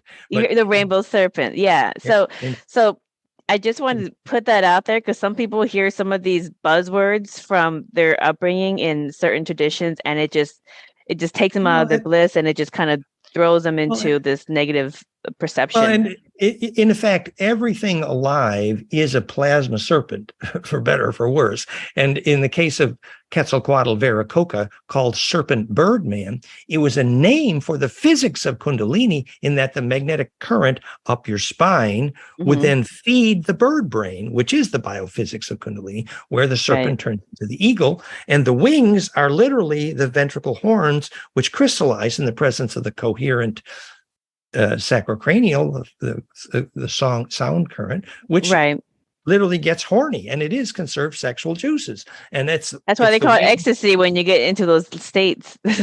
and those are the horns of Moses and Lucifer. It isn't either good or bad. It's simply plasma power. It's just the way energy flowed, right? That's right. Okay. And it's how you use it. Right. And that's the other thing too. I wanted to clarify, especially when people who are relatively new to some of these concepts, like if you go to any Buddhist or Hindu monastery or ancient temple, new temple, whatever. But a lot of the artwork will have like the Kundalini snake with the different heads coming up behind you. All right. And I know in my book, Buddhist Mandalas, I have a picture of me standing in front of one of the ones at my mother's Buddhist monastery that we sponsor the artwork and restoration of. But they're all consistent. So they have the snake head, and there's nothing dynamic or in negative. It's just basically the Kundalini snake and that person. That's why you see like a lot of the masters are standing in front of one. It's a symbol of that person has reached their peak in their spiritual evolution to have that energy frequency or that Kundalini snake wave, whatever you want to call it. So that's what that represents. Okay, it's nothing negative, just for those who come from certain traditions that when they see a snake, they think it's the devil. It's a completely different interpretation. And So the fact is, when Kundalini climaxes, you can literally see through the top of your head through a plasma snake. It's literally an eyeball, and you can direct it. And I've had that experience. Yeah, that's what in Eastern artwork, there's usually 6 heads, 3 above, 3 below, and then you. Okay, so not to get into Buddhist art history or Vedic art history, but also in the terms of portals and biolocation, okay, because there's two, in my understanding, learning this through Buddhism in my lifetime, there's 2 forms of biolocation. One biolocation is physical biolocation from point A to point B in the same physical existence. Like maybe you biolocate from your kitchen to your bathroom, whatever. Or Robert Monroe in his institute has shown this, where other people saw him in a physical location that he wasn't there at, whereas he was at a different location physically at the same time. So the physical biolocation and Buddha, Siddhartha Gautama, the first Buddha, was well known, and so did Bodhidharma. That was one of their 6 senses, was well known for physically biolocating from point A to point B in the same reality. Do you have any research regarding physical biolocation? Yeah, that's a fun question, and we'll have fun with it. I just want to say, last thought on the previous topic. After I taught Heart Math Institute to measure EKG and to do EKG harmonics, I also showed them dozens of times. We measured 1,000 hertz at the crown chakra from the heart. Literally the 1,000-petaled lotus. We've measured it dozens of times. It's a beautiful metaphor. Who reached 1,000 hertz? Did you measure it in somebody, or what did you measure it at? It's actually very common when you have a coherent EKG. I invented the concept of heart coherence in the medical literature. I'm credited for inventing the word heart coherence. You can read about this at realheartcoherence.com. And I taught Heart Math Institute how to measure their first EKG and how to take their first EKG power spectra. And then I discovered how to measure heart coherence, which is second order power spectra. So I hate the heart can go to 1,000 hertz? Absolutely. Oh, absolutely. Yes, for sure. Does it go higher than 1,000 hertz? I don't know. I don't think so. We measured almost exactly. The most is 1,000. Multiple times, specifically at the crown chakra, a subcomponent of the EKG measured at the crown chakra. But that's 1,000 hertz. And when you were scientifically measuring the EKG of the heart and also of the crown chakra at 1,000 hertz, the graph looked like a lotus. I can't say that because this was a Fourier transform, FFT, fast Fourier transform spectrum analysis. And from between 0 and 30 hertz, I discovered the infrasound that you can measure love in the EKG, and it is a lie detector. And that whole story is at realheartcoherence.com, and we don't have time for that story now. Please see the literature all there. But I want to I love that. I love that because the lotus in a lot of Eastern philosophies is a symbol of the enlightened person, and you are the one in the middle of the beautiful lotus. It's a perfect flower, and it is a fractal implosion at the center node. It's all true. It's all true. It's good physics. But your second question, the problem with your second question is Einstein's confusion. Okay. Einstein said that all action at a distance is spooky. And because he never figured out why an object falls to the ground, He also never learned the physics of action at a distance. Now Mm. we know. But Einstein, Stephen Hawking, and NASA could not tell you why an object falls to the ground, and therefore they could not tell you why any action at a distance happens. But now that you know that this longitudinal coherent compression node is literally what's called a gravity wave, read Tom Bearden. So now you know also that when that transverse EMF reached that compression point, that the compression wave, called longitudinal, sometimes incorrectly scalar, will only exchange inertia again with heat, transverse, at another wave node. Mm. And when it does, you get action at a distance, literally because the connection is measurably superluminal, faster than light, by golden mean ratio multiples times the speed of light. And Raymond Chow measured that. So actually, we now know the physics of action at a distance, and you didn't want this long answer to your question, did you? But if you would like a real answer to your question of how bilocation happens, you need to be able to think about longitudinal coherent EMF array physics, actually. Mm-hmm. What these standing wave nodes contain in them is an array of billiard balls bouncing between these standing wave nodes at golden ratio multiples times the speed of light, so the connections become virtually instant. Now, in conventional physics, that's traveling at the speed of thought, right? Well, actually, golden ratio multiples times the speed of light, 1.6 times the speed of light, per Raymond Chow's own measurements of faster than light velocities. And when we prove that golden ratio multiples of the speed of light is the dominant velocities faster than light, that's the smoking gun proving my theory of gravity. Anyway, the physics of this action at a distance then is the introduction to how bilocation is enabled by getting compressed into that longitudinal array. And then you can wake up and you inhabit every node, just like Dave in 2010 after 2001. He could show up in anyone's TV set. Why? Okay. Maybe that's an evolving science that we're gonna slowly No, it's learn. a science that we figured out for those who can think clearly. Okay. Can we do it? Start by lucid dreaming and getting brainwave coherence, but yeah. Okay. So then we'll go into the second part of the portals conversation. So in Buddhism, the other part of portals is to basically bilocate through consciousness. So you can see yourself bilocating through consciousness from one version of reality to another version, which we call Mandela effects, or in lucid dreaming. And I'll give you my two examples of bilocation through consciousness. So I've done many book interviews and many interviews with other authors about my personal Mandela effects. Okay. And I was telling you earlier, I had one recently where I went to my chiropractic office, and a new section that they were always talked about wanting to build out was built out. And they said that it was built out 2 years ago before the pandemic. Well, I've been going to the chiropractic office throughout the whole time, and I never saw it. And then I went to this last visit, and there it was, completely built out. And so I know it's a personal Mandela effect for me, just like growing up knowing about and experiencing Publishers Clearinghouse and Ed McMahon, where this doesn't exist in this reality. Okay, or knowing the Bible verses of the lion and the lamb, whereas in this reality, it is the wolf and the lamb. And all of my 1583 Bibles, Latin Bibles that I've been reading, state that as well. So I know it's from different parallel realities that I've experienced. The other thing also is biolocation through lucid dreaming. So I just had one recently, and it's kind of a sad reality, Dan. So I had this quick lucid dream where, and I see colors in my dreams. I see all the images. It's very real. But I know it's a dream because I know when I'm dreaming physically. But basically, the lucid dream was many people live in apartments, and they were very docile and very compliant.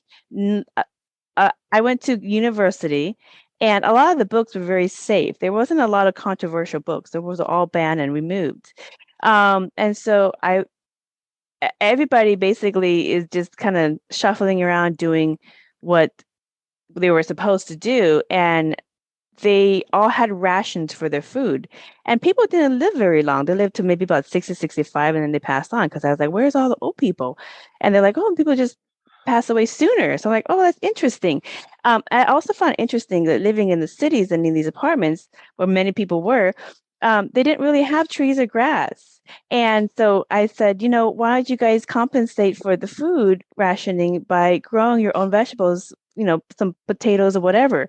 And so some people are like, oh, that's a good idea. And so some of my friends did that. And one of my friends had that outside of her apartment, and a drone came by and it stopped and it zoomed in and it saw that there was some plants growing, and it came in and it just sucked all the plants out, and it gave her a ticket for littering. You are not allowed to grow your own foods. And so I said, this You- reality really sucks. You were These are all you were seeing a Borg soulless future, and I know. that's And a I felt very likely scenario unless we figure out what it is to have a soul and teach our governments quick.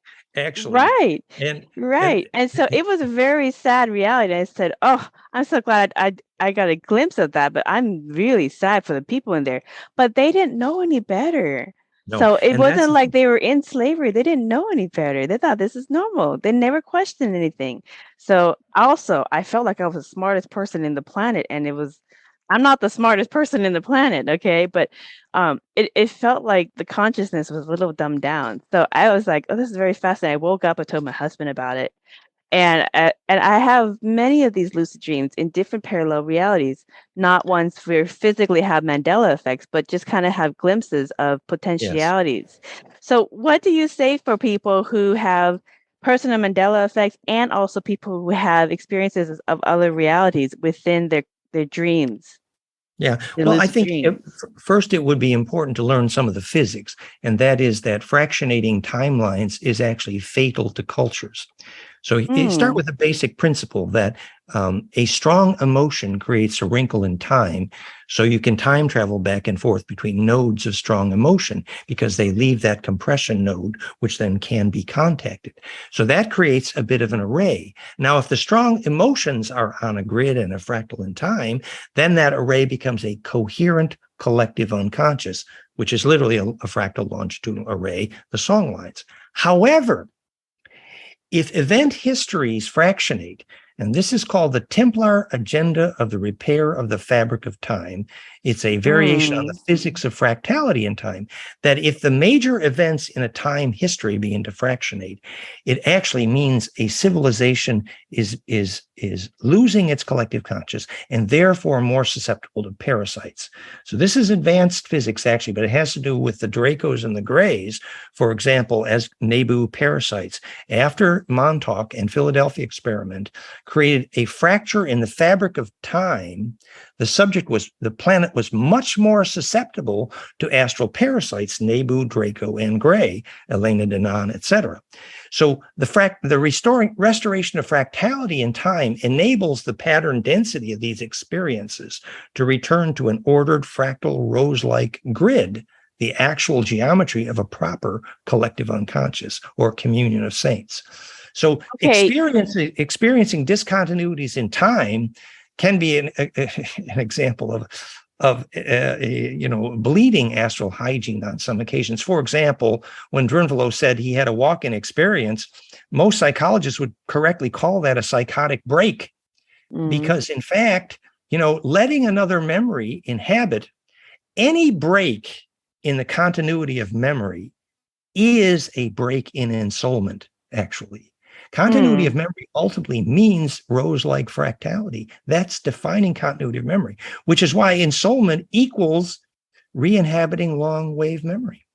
I also have astral dreams of the future where I'm a space farmer in my own spaceship hovering Earth, and then basically growing various plants and fauna and then shipping it through portals within my spaceship to different galaxies and just different businesses all over the galaxies. We're interdimensional, and we're also intergalactic as well. So but it's the same. I do the same exact thing. I do the podcast interview, but I interview different races in different galaxies and ask them, how do you connect to consciousness? How do you raise your frequency? And just learn from each other. So the same thing, just in a more galactic level. So that's interesting.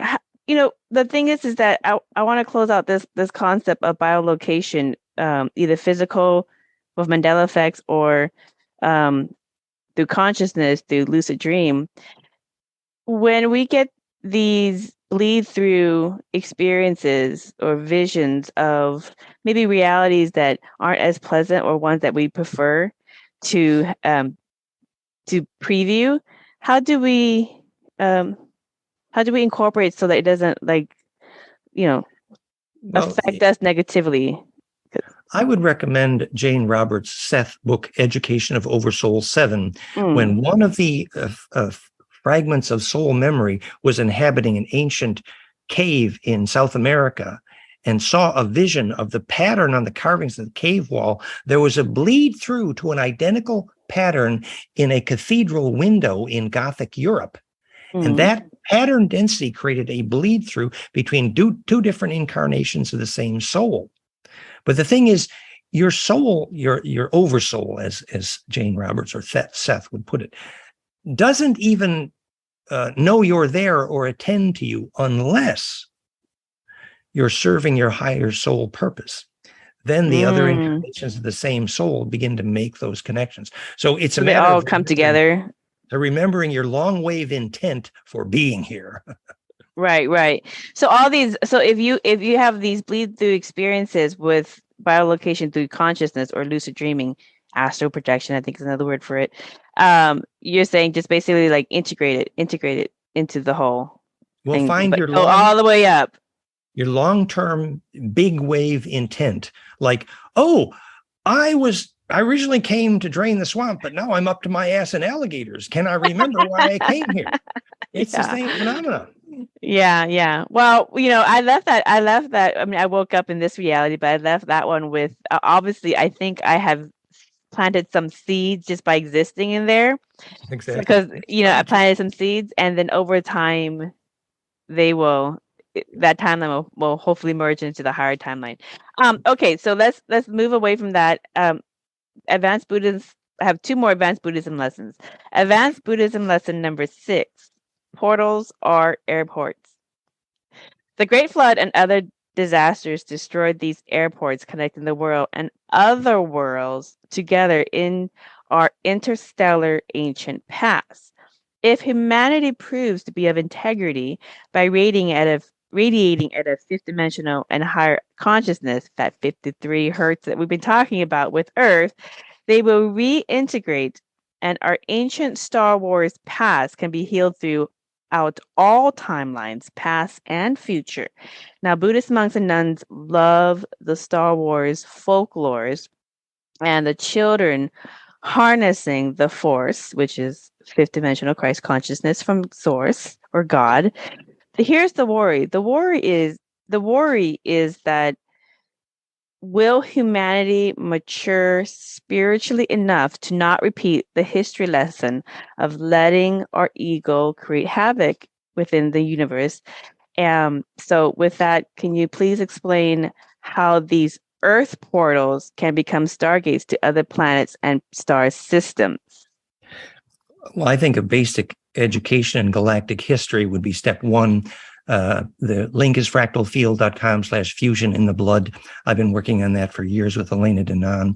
The physics of the Great Flood was when the Galactic Federation came here tens of thousands of years ago to take out the Nebu, Gray, and Draco and blew up Tiamat. The water cause was the Great Flood around 10, 12,000 years ago. It's called the Lesser and Greater Dryad Flood. And one of the things they did at that time to try to trap the Draco Gray parasite Nebu here was set nuclear generators in the hollow metal Andromedan moon, which increased the amplitude of the Van Allen belt, which trapped the Draco and the Gray here at that time because they couldn't get through. And those harmonics are related to Schumann and that tuning we just discussed. So they didn't have real Stargate portals at that point and were trapped here, which is behind your Buddhist story. But the reason they were trapped here was because they hadn't understood how to do a real Stargate portal, which actually ultimately can be done without equipment when your aura is coherent enough. And witness in your Merkaba. Yeah, we don't need the technology. Well, Jean-Charles theory? Moyen had an extremely coherent aura, and we were able to measure, and he was actually turning inside out electrically implosive, which is actually a climax form of bliss, actually. And that wasn't available to the Anunnaki, Draco, and Gray, the Nebu, and witness the fact that one of the reasons they had their problem and why they were parasites and why they were here, called Nephilim, meaning fallen, was because they lost long-term memory. Ooh, what is it to lose a soul? So this They is were total, disconnected from source. this is total recall. The This is spiritual Groundhog connection. Day. Groundhog Day is actually about discovering the physics of what it is to have a soul. That's why, in fact, the Italians cheered when I said, culture is not the shoe polish color and the wine color. Culture is, do you have the skill to teach your young people how to have a bliss experience? Because that's the beginning of ensoulment. And that's why it defines culture. The solution is always the same, Dan. It's to connect your consciousness to source. True. Within the field, and then enjoy the sojourn that you're incarnated into, whether it's here, in other dimensions, in other galaxies, wherever it is within samsara. It is to enjoy the experience and be grateful of the experience and make the best of it. It's a spiritual solution for everybody. It's really true that your Buddhist story there takes on a beautiful new light. If you study the galactic history from Elena Denon and myself, fractalfield.com/fusion in the blood, and her book, A Gift from the Stars, you see in detail how that galactic war caused the flood that closed the portals and stargates. You know, the thing about the conversation of portals and stargates, whether it is through technology, through stargates, or through the grid lines, or through the black hole, which is within your activated Merkaba or mandala, the thing is that it humans. Okay, this is the last Buddhist lesson, you guys. Advanced Buddhist lesson number 7 that Dan Winter's scientific research does a wonderful job explaining. We are mini gods. We are what they call Buddhas.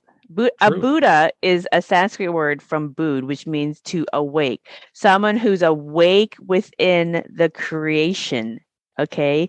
And to be awake is to be of higher consciousness. So we are mini gods within consciousness of the main universal mind, God, which is an infinite energy field or portal. God is also a bubble. It's a bigger bubble.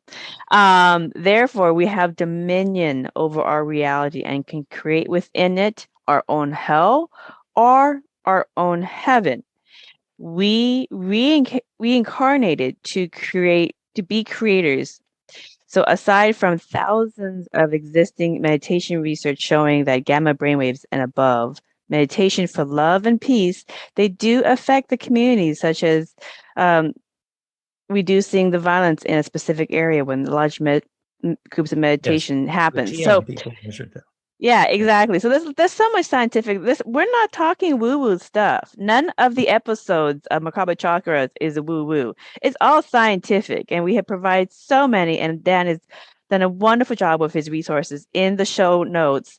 So if you want to dive into the engineering aspects of all the metaphysical conversations that we have, that's scientific, it is there for you. So here's the thing with this question about portals, Dan. I can see through the Buddhist folklores of, higher quote beings that are having maybe devious plans to, according to the folklore, keep humanity at a lower level of consciousness by continuing to create psyops to, create suffering and so forth, so keep them in lower consciousness, to not realize that they are mini gods and they have mastery over creations. Because here's the thing, if we get to a point where we're not using technology as portals to go from different galaxies, and we're just using our own consciousness, we're activating our own black holes to pop in from Earth to Venus to Andromeda to wherever, okay, that can kind of scare some other galaxies. We have humans popping in here again. Well, actually, what do you want to say about that? That the potentiality is there. The science is there. There's definitely tens of thousands of advanced humanoid civilizations in this galactic sector alone, and it's childish of us to think of ourselves as superior in any way. Elena Danaan and others, Alex Collier, we all know that. However, the reason we are so interesting is our genetic diversity is so great, and our uniqueness in many ways enables us to bring a vaccine to those Orion wars. So I would say that your What is the vaccine? What is the vaccine? The vaccine for the Orion Wars is the fact that they lost long-term memory and came and parasited us, but they seeded our gene pool in a way that Thoth Hermes, and they're now returning, they're called the 9, 300 starships in the orbit of Ganymede. And Thoth Hermes Quetzalcoatl has come back. Schwarzenegger wasn't the only one. And the seed of the caduceus, which is the secret of life force, phase conjugate fractal charge implosion, was planted then, and it is growing now. And I would say specifically, when you said, your relationship to God, if you took the word for that, the dominus and domain, and do not translate it, put that word into physics, what is a domain? That's actually the inhabiting the longer wave electric field, which is your domain. It's what makes you God. What you used to call God is your ability to inhabit a longer wave domain. Dominus vobiscum, God be with you. Be in the domain. And when you're centripetal in the center of that, you can wiggle your aura and stars will listen. Mm-hmm. So Dan, in summary, these beings, according to the Buddhist folklore, because I know there's a lot of people that speak and they say it's a first-hand experience, but according to the Buddhist folklores, these quote alien beings lost their spiritual connection to source. True. They came here to try to create and then enslave their creation. And in a weird twist of fate, we're the solution because we show them how to reconnect to source. Well, I think the song went looking for a heart of gold and growing old. They, in fact, catastrophically began to age when they arrived here, and they built these plasma tubes on the pictures on the wall of the pyramid, which is now called therify.net, which is age reversal. And they called it, I will raise a Shem unto the Lord, which actually means I will make a fractal field, which creates rejuvenation. That's what a Shem unto the Lord is. And so actually, yes, they genetically engineered the gold miners, the Anunnaki, and we were mining the gold for them, Takadama, slaves from Orion. But in retrospect, the seeds that Enki planted here, now Thoth Hermes returning, planted the seeds of genetic diversity, of implosion, that could create a new level of leverage for the human species, where our children could grow up and become literally star inhabiting. Every ancient religion was called a sun god religion, because if Osiris the plasma wasn't centripetal in the heart of the sun, it didn't grow up. And the solar shamans all see through the heart of the sun like it's an eyeball. And that's why they were sun god religions. And we are destined to grow up there when our plasma is coherent enough. And it starts with lucid dreaming. It's fascinating. Can you give the audience a last message for their journey to centripede or implode into the higher fields of consciousness and have these wonderful experiences that we're talking about? Yeah, I mean, it is about hygiene. Our book, Conscious Kids, goldenmean.info/conscious kids, Ecstasy and Immortality, it's called, was a list of hygiene. Basically, eat raw food and interview your broccoli to see last time it felt genetic diversity. Then you'll know why the corn and the wheat is poison. Because without genetic diversity, and there's the breath, and there's the hygiene, and there's the diet, and then there's a hygiene for your thinking, that think nothing but shareable thoughts.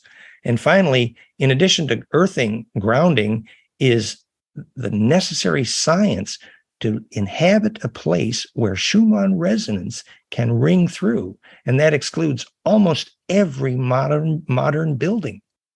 So as we learn to find sacred, you said you found a magnetic cross point. We really need to learn to inhabit sacred space, or our auras are not going to grow. Wow. Mr. Dan Winters, thank you again for offering your lifetime work into portal technology and consciousness. So for more information about Dan Winters' offerings, please visit his website, goldenmean.info or fractalfield.com. I think there's a third one that you mentioned as well. The technologies are at flameandmind.com, therify.net. Okay, awesome. And that's going to be in the show notes as well. And thank you kindly to our listeners for listening to another enlightening conversation. Until next time, blessings. Thank you for inviting me. Blessings. Sending love to all. Be a shareable wave. Definitely. We hope you enjoyed this episode of Merkaba Chakras, where we talk Buddhism in the fifth dimension. For more information about today's guest, please go to the show description. For more information about Vaughn's metaphysical work, please go to merkabachakras.com. The views expressed today are for entertainment purposes and do not necessarily reflect the views of the host or replace any medical or legal advice. Don't forget to subscribe for more interviews about the fifth dimension. Until we meet again, blessings.